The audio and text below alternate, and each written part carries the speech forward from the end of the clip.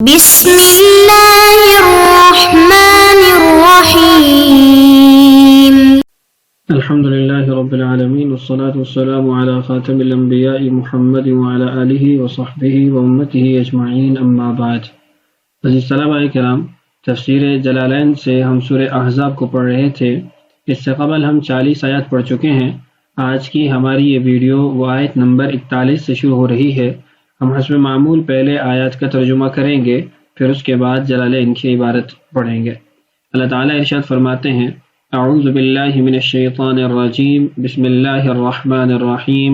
یا ایہا الذین آمنوا، اے ایمان والو، اذکروا اللہ، یاد کرتے رہو اللہ کو، ذکرن کثیرن، بہت زیادہ یاد، وسبحوہ، اور تسبیح کرتے رہو اس کی، بکرتن و اصیلاً، صبح اور شام۔ هو الذی، وہی ہے وہ ذات، یصلی علیکم، جو رحمت فرماتا ہے تم پر، وملائکتہ، اور اس کے فرشتے بھی، یعنی تمہارے لیے رحمت کی دعا کرتے ہیں، لیخرجکم، تاکہ تمہیں نکالے، من الظلمات، تاریکیوں سے، الی النور، روشنی کی طرف، وکان، اور وہ ہے، بالمؤمنین، ایمان والوں پر، رحیماً، بہت مہربان۔ تحیتہم، ان کا استقبال، یوم یلقونہ، جس دن وہ اس سے ملیں گے، سلام، سلام سے ہوگا۔ وَأَعَدَّ لَهُمْ، اور مہیا کر رکھا ہے ان کے لیے، تیار کر رکھا ہے ان کے لیے، اجرا کریما، اجر کریم، یعنی بہترین بدلہ۔ یا ایہا النبی، اے نبی، انا ارسلناک، بے شک ہم نے آپ کو بھیجا، شاہداً، گواہ بنا کر، ومبشراً، اور بشارت دینے والا، ونذیراً، اور ڈر سنانے والا، وداعیاً، اور بلانے والا، الی اللہ، اللہ کی طرف، باذنہ، اسی کی اجازت سے، وسراجا منیراً، اور تم کو روشن چراغ، یعنی روشن چراغ بنا کر بھیجا، یا پھر روشن سورج بنا کر بھیجا۔ وبشر المؤمنین، اور ایمان والوں کو خوشخبری دے دو، بأن لہم، کہ ان کے لیے بے شک، من اللہ، اللہ کے ہاں، فضلا کبیرا، بہت بڑا فضل ہے، یعنی اللہ کی طرف سے ان کے لیے بہت بڑا فضل ہے۔ ولا تطع الکافرین، اور مت کہا مانیے کافروں کا، والمنافقین، اور منافقین کا، ودع اذاہم، اور ان کے ستانے کی پرواہ نہ کریں، وتوکل علی اللہ، اور اللہ ہی پر بھروسہ کریں، وکفی باللہ وکیلا، اور کافی ہے اللہ کارساز، مددگار۔ ان آیات کی بابت انشاءاللہ جلالین کی جو عبارت ہے اس کو ہم پڑھیں گے۔ دیکھیے، یا ایہا الذین، اے وہ لوگو، آمنو، جو ایمان لائے۔ ابن مسعود رضی اللہ عنہ فرماتے ہیں: اذا سمعت اللہ یقول یا ایھا الذین آمنوا فارعها سمعک فاما خیر تؤمر به واما شر تنہى عنہ۔ ابن مسعود رضی اللہ عنہ فرماتے ہیں کہ جب بھی تم یہ سنو کہ اللہ تعالیٰ یا ایھا الذین آمنوا سے خطاب فرما رہے ہیں، تو اپنی سماعت کو اس کی طرف لگا دو، ہمتن گوش ہو کے سنو، کہ اس لیے کہ یا تو کوئی خیر ہے جس کا تمہیں حکم دیا جا رہا ہے، یا کسی شر سے تمہیں بچنے کا کہا جا رہا ہے۔ تو یعنی یہ قیمتی بات، انتہائی قیمتی بات ہوتی ہے جو آپ کو یا ایھا الذین آمنوا کہہ کر، اور مجھے یا ایھا الذین آمنوا کہہ کر بتائی جاتی ہے۔ آگے بات کیا ہے؟ اذکر اللہ ذکرا کثیرا، اللہ تعالیٰ کو بہت زیادہ یاد کیا کرو۔ ابن عباس رضی اللہ عنہما کا قول ہے، فرماتے ہیں کہ اللہ تعالیٰ نے ہر عبادت کی کوئی نہ کوئی حد طے کی ہے، اور ہر عبادت میں کسی نہ کسی عذر کی بنا پر اللہ تعالیٰ نے انسان کو سہولت دی ہے، یعنی اس کو وہ عمل معاف کیا ہے، سوائے اللہ کے ذکر کے، کہ نہ تو کوئی عذر قبول ہے، سوائے اس کے کہ وہ کوئی پاگل ہو جائے، بالکل اس کا دماغ کام نہ کرے، وہ تو چونکہ مکلف ہی نہیں ہے، اور دوسرا، اور ایسے ہی کوئی کسی قسم کی اس کی حد بندی نہیں کی گئی کہ کتنا اللہ کو یاد کرو، تو خوب اللہ کو یاد کرنے کا حکم ہے۔ وَسَبِّحُوهُ، اور اس کی تسبیح بیان کرو، یعنی اس کی پاکی بیان کرو کہ وہ ہر عیب سے، ہر کمی سے، ہر نقص سے پاک ہے، بکرتن و اصیلا، صبح اور شام. بکرتن و اصیلا کا آگے ترجمہ کیا اول النہار و آخرہ، یعنی بکرا سے مراد اول النہار ہے دن کا شروع، اور اصیلا سے مراد آخر النہار ہے دن کا آخر. تو اللہ تعالیٰ نے یعنی مطلقاً بھی حکم دیا کہ اللہ کو بہت یاد کرو، اور خاص طور پہ 2 زمانوں میں یاد کرنے کا حکم دیا گیا ہے. اذکر اللہ ذکرا کثیرا عام حکم ہے، زمانے کی کوئی قید نہیں ہے، اور ایسی ذکر کی بھی قید نہیں ہے. اس میں تسبیح ہے، تحمید ہے، تحلیل ہے، تمام طرح کا ہے. اور اگلی آیت کے اندر زمانے کے اعتبار سے بھی مقید کیا کہ اس زمانے میں خاص طور پر تم اللہ کی تسبیح بیان کرو، اور ذکر کو بھی مقید کیا، طے کیا کہ تسبیح بیان کرو، سبحان اللہ کہو، اس کی پاکی کو بیان کرو. اس کے بعد ہے هو الذی، وہی ہے وہ ذات، یصلی علیکم، جو تم پر رحمتیں نازل کرتا ہے. یصلی علیکم یرحمکم، وملائکتہ، اور اس کے فرشتے، ای یستغفرون لکم، وہ تمہارے لیے مغفرت طلب کرتے ہیں. یہاں آپ دیکھیں یصلی علیکم، اس کلمہ کا ترجمہ دونوں جگہوں پر مختلف ہے. جب اس کی نسبت اللہ تعالیٰ کی ذات کی طرف کی گئی تو اس کا ترجمہ کیا گیا یرحمکم، اللہ تمہارے اوپر رحم کرے گا یا کرتا ہے. اور جب فرشتوں کی طرف کے یرحم الملائکۃ، تو اس کا مطلب کیا گیا یستغفرون لکم، کہ وہ تمہارے لیے مغفرت کی دعا کرتے ہیں. تو یہ یصلی جب یہ منسوب ہوتا ہے اللہ تعالیٰ کی ذات کی طرف تو اس کا معنی اور ہوتا ہے، اور جہاں یہ فرشتوں کی طرف منسوب ہوتا ہے تو اس کا معنی اور ہوتا ہے. صاحب جلالین نے بھی اسی کو اختیار کیا ہے. البتہ بعض مفسرین کی رائے یہ ہے کہ 2 مختلف معنی لینے کی حاجت نہیں ہے. یصلی کا معنی یثنی ہوگا کہ هو الذی یثنی علیکم وملائکتہ یثنون علیکم، کہ اللہ بھی تمہاری تعریف کرتا ہے، اللہ کے فرشتے بھی تمہاری تعریف کرتے ہیں. دوسری بات یہاں جو ذکر کرنی ہے وہ یہ ہے کہ هو الذی یصلی علیکم وملائکتہ. اب وملائکتہ اس کا عطف ہو رہا ہے ما قبل ضمیر مرفوع متصل پر، تو یہاں پر جو اس میں ظاہر کا ضمیر مرفوع متصل پر عطف ہو رہا ہے اس کے جواز کی وجہ یہ ہے کہ ان دونوں کے درمیان فاصل موجود ہے. علیکم جار مجرور و فاصل ہے، تو اس لیے یہ جائز ہے. جیسے کہا جائے قمت فی الصف وزید، تو ٹھیک ہے میں کھڑا ہوا اور زید کھڑا ہوا، لیکن دونوں کے درمیان میں فی الصف کا جو فاصل ہے اس کی وجہ سے یہ جائز ہو گیا، درست ہو گیا. اگر کہا جائے قمت وزید تو یہ مرجو ہوگا، بلکہ قمت وزیدا کہنا پڑے گا، مفعول معہ اس کو بنانا پڑے گا. تو یہاں پر بھی هو الذی یصلی علیکم وملائکتہ مرفوع ہے. اگر علیکم یہ فاصل نہ ہوتا تو پھر هو الذی یصلی وملائکتہ علیکم، تو پھر یہ وملائکتہ یہ مفعول معہ واقع ہو جاتا. تو اللہ تعالیٰ نے جو آیت نازل فرمائی اس میں علیکم یہ چونکہ فاصل ہے تو اس لیے ضمیر مرفوع متصل پر مرفوع اس میں ظاہر کا عطف درست ہو جائے گا. اس کے بعد لیخرجکم، تاکہ وہ تمہیں نکالے. صاحب جلالین نے یہاں پر اس کا جو ترجمہ کیا یا وضاحت کیا وہ ہے لیدیم اخراجہ ایاکم، تاکہ وہ تمہیں باقی رکھے، دائمی رکھے اس اخراج پر، یعنی اس ظلمت سے جو نور کی طرف، روشنی کی طرف تم آئے ہو اسی پر، اسی حالت اور وصف پر تمہیں باقی رکھے. یہاں آپ نے دیکھا کہ یخرجکم کا ترجمہ یا جو معنی کیا گیا ہے وہ مداومت اور استمرار سے کیا گیا ہے. اس کی وجہ کیا ہے؟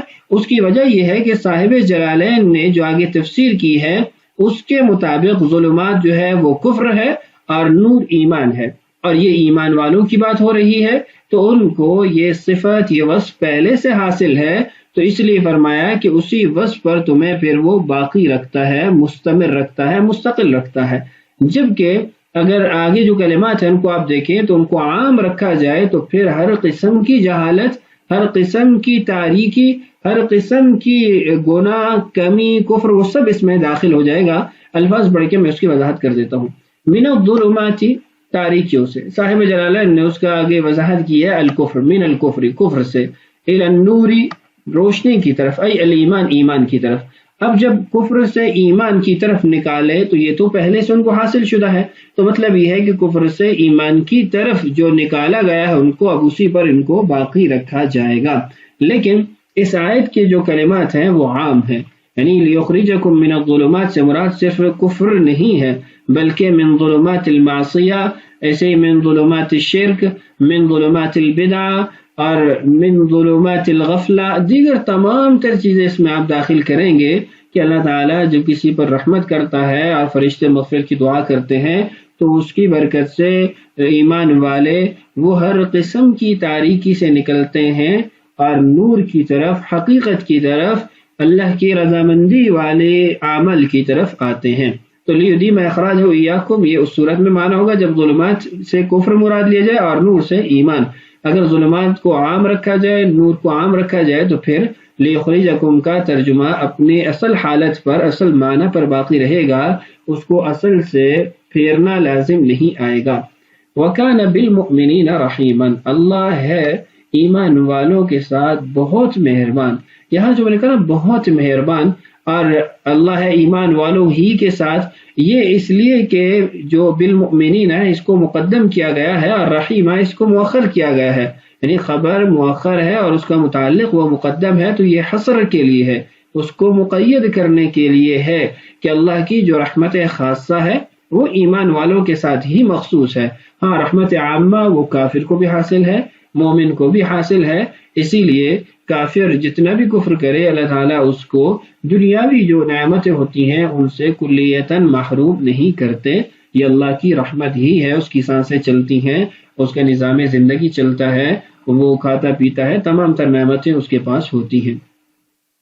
اس کے بعد ہے تحیتہم، ان کا استقبال، منہ تعالی، اللہ تعالیٰ کی طرف سے، یوم یلقونہ سلام، یوم یلقونہ جس دن وہ اس سے ملیں گے، سلام، سلام ہوگا، یعنی سلام سے ان کا استقبال کیا جائے گا۔ صاحب جلالین فرماتے ہیں بلسان الملائکۃ، یہ سلام ملائکہ کی زبان سے ہوگا، وَأَعَدَّ لَهُمْ أَجْرًا كَرِيمًا، اور اللہ تعالیٰ نے ان کے لیے بہترین بدلہ تیار کر رکھا ہے اور وہ جنت ہے۔ یہاں ایک دو باتیں واضح کر دوں، ایک تو یہ کہ تحیتہم، یہ تحیہ کب ہوگا، اس میں مختلف مواقع ہیں یا مختلف اس کے محمل ہو سکتے ہیں۔ جو حاشیۃ الجمل ہے اس کے اندر اس کے 3 مواقع انہوں نے لکھے ہیں۔ ایک لکھا ہے کہ موت کے وقت ان کو یہ تحیہ یا استقبالیہ کلمات کہے جائیں گے، دوسرا یہ کہ جب قبر سے ان کو اٹھایا جائے گا، نکالا جائے گا، اس وقت یہ کلمات ان سے کہے جائیں گے، اور تیسرا یہ کہ جنت کے اندر ان کو یہ کلمات کہے جائیں گے۔ تمام تر مقامات پر بھی ہو سکتا ہے، اس میں یعنی کوئی ایسا محمل نہیں ہے جو مراد نہ لیا جا سکتا ہو۔ دوسری بات یہاں یہ واضح کرنی کہ صاحب جلالین نے یوم یلقونہ سلام ان کے اندر لکھا ہے بلسان الملائکہ، ان کو یہ سلام فرشتوں کے ذریعے کیا جائے گا۔ یہاں پر یہ جو فرشتوں کے ساتھ اس کو مقید کیا گیا ہے یہ کوئی حتمی اور یعنی پکی بات نہیں، اس کو اگر عام رکھا جائے تو وہ زیادہ معنی کا احتمال رکھتا ہے کہ اللہ تعالیٰ اہل جنت کو خود سلام فرمائیں گے، سلام قولا من رب الرحیم، اور ایسے دیگر نصوص بھی موجود ہیں جس میں اللہ تعالیٰ خود سلام فرمائیں گے۔ ہاں 2 فرق ہوں گے، ہاں دونوں سلام میں ایک فرق ضرور ہوگا، فرشتے جو سلام کریں گے، چونکہ قرآن پاک میں فرشتوں کے سلام کا بھی تذکرہ ہے، الا قیلا سلاما سلاما یدخلون علیہم من کل باب سلام علیکم بما صبرتم، ایسے اور بھی مقامات ہیں جہاں فرشتوں کے سلام کا تذکرہ ہے، ویسے اللہ تعالیٰ کے سلام کا بھی تذکرہ ہے، سلام قولا من رب الرحیم۔ تو ان دونوں سلاموں میں ایک فرق ہے، وہ فرق یہ ہے کہ فرشتے جو سلام کریں گے وہ دعا ہوگی کہ اللہ تمہیں محفوظ رکھے، مامون رکھے ہر قسم کی مشکل، پریشانی، مصیبت، یعنی یہ ایک دعا ہوگی ان کی طرف سے جو اللہ تعالیٰ نے قبول کرنی ہے۔ جبکہ اللہ تعالیٰ کی طرف سے جو سلام ہوگا وہ اخبار ہوگا، وہ دعا نہیں ہوگا۔ یعنی اخبار ہونے کا مطلب یہ ہے کہ ان کو بتایا جائے گا کہ تم اب مامون ہو، محفوظ ہو ہر قسم کی مکروہ، ناپسندیدہ کیفیت سے، صفت سے، چیز سے، آزمائش سے، یعنی ایک ان کو اخبار دی جائے گی۔ اللہ تعالیٰ کی طرف سے سلام وہ دعا کے معنی میں نہیں ہو سکتا، اس لیے کہ دعا اللہ سے مانگی جاتی ہے اور اللہ نے خود اخبار دینی ہے، دعا تو نہیں دینی۔ تو یہ چند باتیں یہاں پر ذکر کر دی ہیں۔ اس کے بعد جو موضوع اور مضمون شروع ہو رہا ہے اس میں رسول اللہ صلی اللہ علیہ وسلم کو خطاب کر کے کچھ امور بیان کیے جا رہے ہیں، کچھ آپ کے اوصاف بیان کیے جا رہے ہیں، کچھ آج کی اس ویڈیو میں پڑھ لیتے ہیں، کچھ اگلی ویڈیو میں انشاءاللہ۔ یا ایھا النبی، اے نبی صلی اللہ علیہ وسلم، انا بے شک ہم نے ارسلنا کا آپ کو بھیجا ہے شاہدن گواہ بنا کر علی من ارسلت الیہم ان لوگوں پر گواہ جن کی طرف آپ کو بھیجا گیا ہے۔ آپ صلی اللہ علیہ وسلم کا گواہ ہونا یہ صرف ان لوگوں کے ساتھ ہی مخصوص نہیں جن کی طرف آپ کو بھیجا گیا ہے، بلکہ رسول اللہ صلی اللہ علیہ وسلم کی گواہی کی ایک صورت اور نوعیت یہ بھی ہے کہ قیامت کے دن جو امتیں اپنے نبی کی تبلیغ اور پیغام رسانی کا انکار کریں گی، رسول اللہ صلی اللہ علیہ وسلم ان نبیوں کے حق میں امتوں کے خلاف یہ گواہی ادا کریں گے کہ نبیوں نے پیغام خداوندی پہنچایا تھا۔ ایک یہ ہوگی یعنی آپ کی گواہی، اور دوسرا دنیا کے اندر بھی آپ گواہ ہیں ان لوگوں پر جن کی طرف آپ کو بھیجا گیا کہ کون آپ کی تصدیق کرتا ہے اور کون آپ کی تکذیب کرتا ہے، کون آپ کی بات مانتا ہے کون نہیں مانتا، آپ اس پر گواہ ہیں اور اللہ تعالیٰ ان کو اس کا بدلہ دینے والا ہے۔ وَمُبَشِّرًا اور آپ خوشخبری سنانے والے ہیں۔ کس کو خوشخبری سنانے والے ہیں؟ من صدقک بالجنتی، جو آپ صلی اللہ علیہ وسلم کی تصدیق کرنے والا ہے اس کو آپ خوشخبری سنائیں گے۔ کس چیز کی خوشخبری سنائیں گے؟ بالجنتی، جنت کی، کامیابی کی۔ وَنَذِيرًا اور آپ ڈر سنانے والے ہیں۔ صاحب جلالین نے نذیرًا کا ترجمہ کیا منذرًا۔ اس کی وجہ یہ ہے کہ یہ بتانا چاہتے ہیں کہ نذیر یہ فعیل کا وزن ہے لیکن بمعنی المفعل ہے، یعنی انذر ینذر سے اس میں فاعل منذر کے معنی میں ہے، جیسے علیم ہوتا ہے اور معنی اس کا مؤلم ہوتا ہے، بدیع ہوتا ہے اور اس کا معنی مبدع ہوتا ہے، تو فاعل و مفعل کا معنی بھی ادا کرتا ہے، تو یہاں پر بھی ایسا ہی ہے۔ منذرن آپ ڈر سنانے والے ہیں، کس کو؟ من کذب کا، جو آپ کی تکذیب کرنے والا ہے۔ کس چیز کا ڈر سنانے والے ہیں، کس چیز سے خبردار کرنے والے ہیں؟ بالناری، آگ سے۔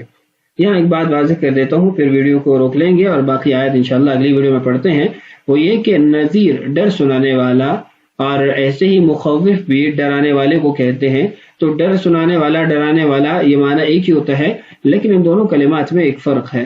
فرق یہ ہے کہ نذیر یہ شفقت کے ساتھ ڈرانا ہوتا ہے اور مخوف مطلقاً ڈرانا ہوتا ہے، یعنی اگر کوئی چور کسی آدمی کو ڈراتا ہے، کوئی ڈاکو ڈراتا ہے، کوئی لوٹنے والا ڈراتا ہے، تو اس میں کوئی شفقت تو نہیں پائی جاتی، تو اس کو کہا جائے گا کہ یہ مخوف ہے، ڈرانے والا ہے۔ اور ماں ہے اپنے بچے کو ڈراتی ہے کہ یہ آگ ہے، تو وہ ڈرانے کے اندر ایک شفقت کا پہلو بھی ہوتا ہے، اور اس لیے پھر ماں کو کہا جائے گا کہ یہ منذراتن ہے، ڈرانے والی ہے اپنے بچے کو، لیکن اس ڈرانے میں شفقت کا مادہ پایا جاتا ہے، شفقت کی کیفیت پائی جاتی ہے۔ تو ان دونوں الفاظ کے معنی جب آپ نے سمجھ لیے تو میں اب اس بات کی آپ سے وضاحت کر دیتا ہوں کہ اللہ تعالیٰ انبیاء علیہ الصلوات و تسلیمات کو مخوف کے کلمہ سے نہیں ذکر کرتے، یعنی ان کے وصف کو مخوف کے کلمہ سے نہیں ذکر کرتے، بلکہ ہمیشہ نذیرن کے کلمہ سے ذکر کرتے ہیں، منذرن کے کلمہ سے ذکر کرتے ہیں، اس لیے کہ انبیاء کا ڈرانا بھی محض ڈرانا نہیں ہوتا بلکہ شفقت بھرا ڈرانا ہوتا ہے، رحم اور کرم کے وصف سے لبریز ان کا ڈرانا ہوتا ہے، خبردار کرنا ہوتا ہے۔ تو یہ میں نے یہاں کچھ باتیں آپ سے عرض کر دی ہیں۔ اگلی ویڈیو میں انشاءاللہ مزید اس سورت کی آیات کو پڑھتے ہیں۔ اللہ تعالی ہم سب کا حامی و ناصر ہو۔ اللہ تعالی ہم سب کو قرآن سے سچی محبت اور شغف نصیب فرمائے۔ السلام علیکم ورحمۃ اللہ وبرکاتہ۔